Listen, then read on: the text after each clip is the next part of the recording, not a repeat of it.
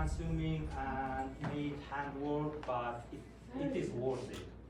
You regularly cover Central Asia, you cover Uzbekistan. How much interest do you sense now in Washington among the U.S. media in the region?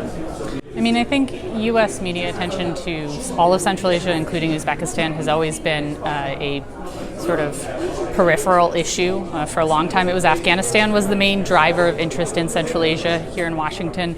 I think now the war in Ukraine is a trigger point for U.S. coverage of Uzbekistan, Kazakhstan in particular, when it comes to sanctions evasion or possible sanctions evasion. So those are the kind of topics that I think U.S. media sort of tags onto Central Asia about. I think there's also some curiosity about Central Asia's position between both Russia and China.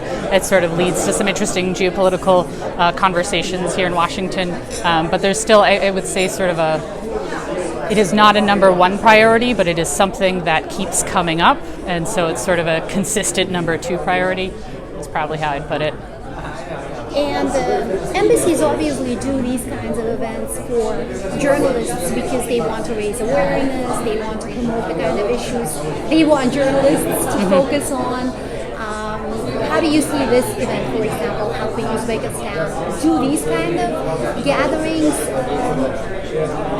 emphasize countries' importance or issues there? I think, number one, these kinds of events, especially for journalists who maybe have never been to Uzbekistan or have never covered Uzbekistan, it can be a first introduction to the country for them. So they might have heard about Uzbekistan or read about Uzbekistan, but they don't have an in-person sort of sense. And in Washington, it's always kind of cool to get to go to an embassy and sort of see what cultural facets a country wants to highlight. And so I think Uzbekistan really leans into the sort of the beautiful textiles and the wonderful food and the sort of the warmth of the people as a touchstone to be familiar to people who maybe are not that familiar with Uzbekistan. Insofar as it gets to sort of serious issues, not usually, but I think it can be an entry point into deeper understanding. You have to have a first impression in order to start learning more about a place. When we talked about 3 years ago, more than 3 years ago actually, at Voice of America, we discussed how hot of a topic Uzbekistan was in Washington.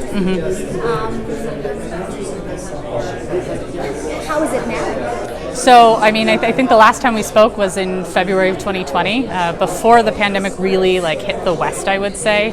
And at that point in time, the war in Afghanistan was winding down issues, but it was before the Doha Agreement had been signed. So it was really there was a moment of a lot of interest in Uzbekistan, and that piggybacked off of sort of the Mirziyoyev government's reform push. So after the new president came into office in 2016, there was sort of an opening, and that engagement, I think, was really getting up to its clip in 2020. And then obviously a lot of things happened in 2020 that derailed, I think, some of that engagement. And so I think we're now seeing with sort of the reopening of the world after the pandemic, though I think some people would say it's not necessarily over, it's just this is how we live. But there is more energy for those engagements. We see in the last year a number of U.S. officials, so the Assistant Secretary of States, those kinds of folks going to Central Asia and sort of touching base with people. And like I mentioned earlier, I think right now Ukraine is a major driver of that engagement, but there are so many other sort of areas that I think the United States is looking to work with Uzbekistan on, and Uzbekistan is looking for partners to work with. And the fact that Uzbekistan had a referendum this year and it's about to have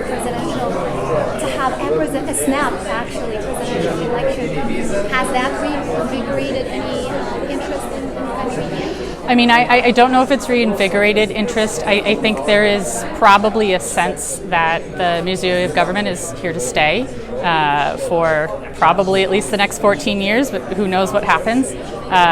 There is definitely a sense that this is the government that the United States is going to need to engage with, and so I don't see sort of extremely sharp criticisms necessarily, because this is the reality. This is the reality that the United States is going to have to work with this government, and I think it's carefully measuring what it is going to be critical of, and then what it really wants to engage on, because there are all these other sort of actors in play. There's Russia, there's China.